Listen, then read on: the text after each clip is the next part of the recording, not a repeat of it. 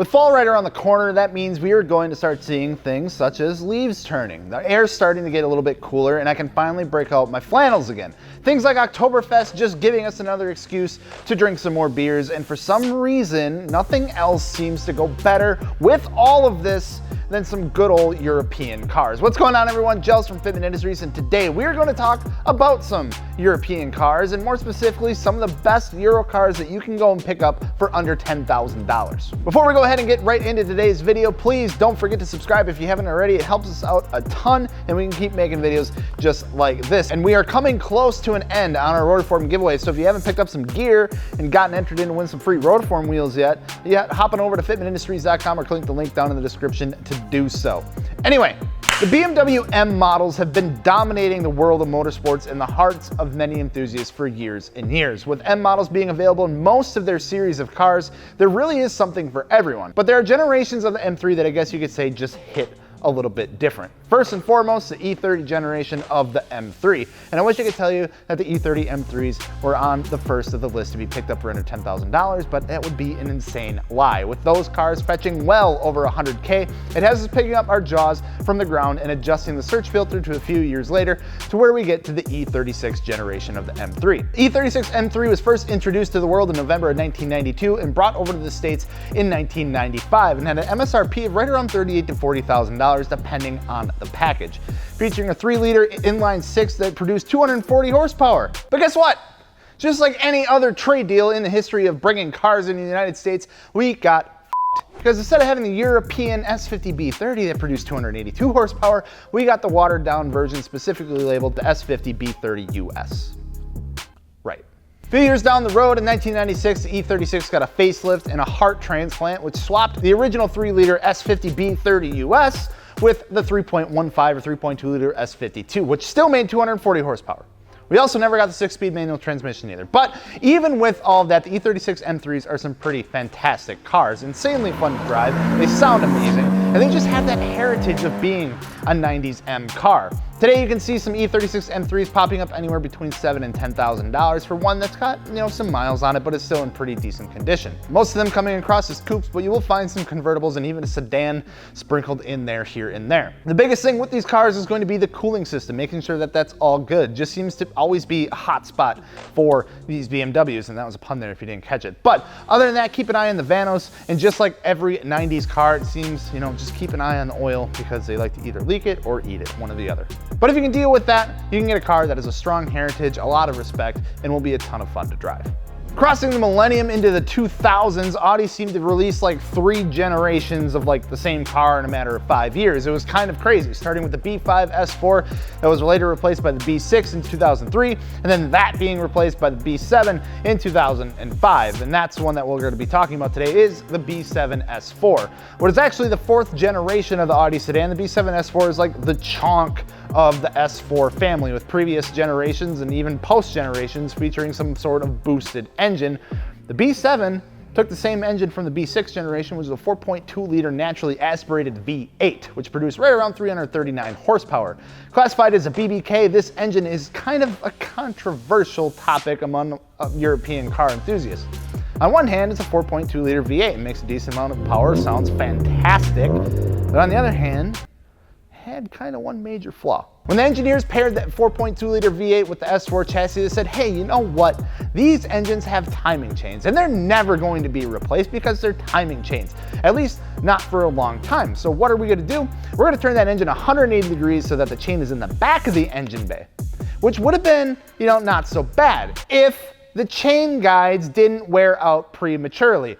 So our suggestion would be to, find one that has those chain guides already replaced so you don't have to drop the all-wheel drive system and then drop the engine just to change out the chain guides. But other than that, there's some pretty cool cars. Even though they may look big and bubbly from the pictures, they are actually not as big as they seem.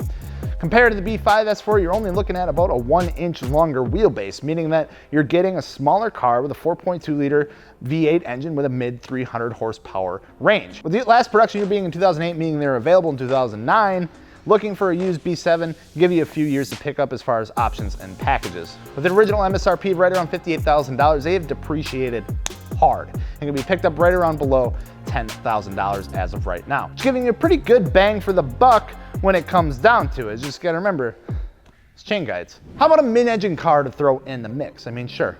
Why not? I mean, when we were talking about mid-engine or rear-engine European cars that were available in the United States, we're probably talking about one company in particular, and that's Porsche. The Porsche 986 Boxster, which was Porsche's answer to the replacement of the front-engine 928, the 968, and the 944, hit the market in 1996, featuring a mid-engine placement for Porsche's first water-cooled non-front engine, the 2.5-liter flat six known as the M96.20, which throughout the years saw different variations, bringing the engine up to a 2.7-liter and even a 3.2-liter flat six configuration. The 986 generation of the Boxster ran from 1996 all the way up till 2004, where it was renamed to what we now know as the Porsche Cayman. The 986 Boxster really kickstarted a new wave for the entry-level Porsche as we see them now on their fourth generation of the car. A small, nimble, mid-engine car that is a blast to drive, and even though the 986 does kind of get a lot of flack for the bubbly looks in the shape of their headlights, you can't deny the fact that, you know, it can be picked up for just stupid cheap right now, especially if they have some miles on them. They're a great, inexpensive way to get into a Porsche, and they're fairly inexpensive to operate. The M96 does have some rare but real issues that can strike, so make sure, you know, look into some service history if you are looking to actually buy one. Probably one of my favorite European cars from the late 80s and into the 90s, a little front-wheel drive lift-back coupe known as the Volkswagen Corrado. The Corrado is just a unique car that for some reason I just have a ton of respect for. I don't exactly know why. Released in 1988, the Corrado had a 7-year production run all the way up till 1995.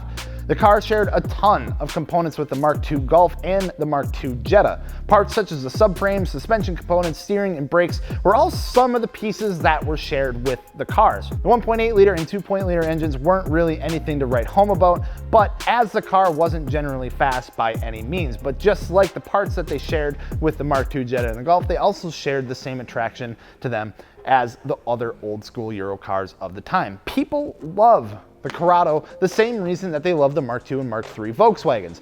They are boxy and timeless. If you can find one, you can usually grab them for around $6,000 to $7,000, or if you want to bump in power, you can get one that's really cool. You can try to find a VR6. However, the odds, you know, are going to be a lot less that you're going to find one for under 10K. Our fifth and final car of the day, I'm going to have to ask you just kind of bear with me and hang in with me just for a little bit on this one, as it's a bit outside of the realm of your typical European cars that you would normally think of. An angry sounding little thing known as the Fiat Abarth 500. God, how do I talk about this car? It's like an Italian Fiesta ST, I guess. Like, that's the best way I can describe it. It's small, it's angry, it's egg-shaped, and people love them for some reason. Now, even though the Fiat 500 has been around since the 50s, it really kind of came to light again when the newest generation was brought to the States around 2010, packing a 1.4-liter fire turbojet 4-cylinder engine, producing an absolute whopping 133 horsepower. Available on both a hatchback and a cabriolet, some people just ate these cars up and they just love them. They are just different enough to attract people to them and bring another competitor into the US market of turbo hatchback cars. The Abarth 500 isn't a car that fetches a high MSRP to begin with, and you can actually, you know, get a decent used one for right around $10,000. So there you have it, 5 of some of the best European cars that you can go pick up right now for right around or under $10,000. Let us know your favorite list or one that you think should have made the cut. Of course, don't forget wheels, tires, suspension, fitmentindustries.com for any of your European cars or JDM cars or domestic cars or whatever you might have. Don't forget the giveaway we got going on with road form wheels, all that sort of good stuff. I think that's about it. That's about wrap it up for the day. Thank you guys so much for watching. Don't forget to subscribe if you haven't already. I'm Jels. We'll talk to you later. Peace.